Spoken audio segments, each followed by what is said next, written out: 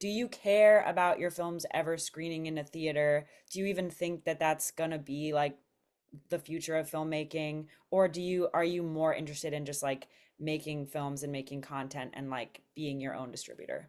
In terms of like taking the more traditional route or not, I feel like I've been able to, with that approach, been able to make projects just because I've wanted to. And I feel like there's a lot more independence in that, which I'm very grateful for because I've been able to just link up with my friends, make something really great, and then continue that process.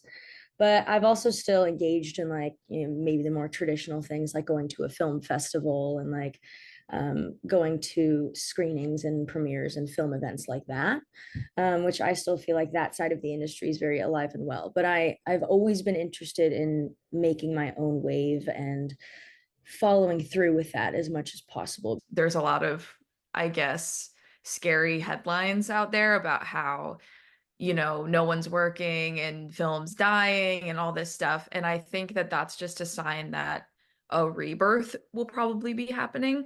That's the positive spin I take on it, is that things are definitely changing. And during that period, there's going to be a lot of turmoil. But I think that something better is hopefully going to come on the other side of it. And I have a strong feeling that it will have something to do with what we're all doing on the internet and artists taking their work into their own hands and making something that has their fingerprints on it. So that's kind of my vision for the future, if you will. And I want to keep the hope alive for real. Exactly. We live in a very ironic, doom-filled society, so I try to counteract that as much as possible.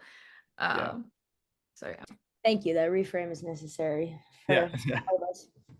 Yeah. I totally agree with you guys. And I like the optimistic note at the end of that. I like the rebirth idea. I'm kind of the same. I'm like using, like, I mean, I wouldn't hate to be a TikTok Instagrammer forever, but ideally I'm not doing this when I'm like 50. Which would be, I could rock it. I don't know. But I kind of look at it as like a portfolio, like similar to you guys.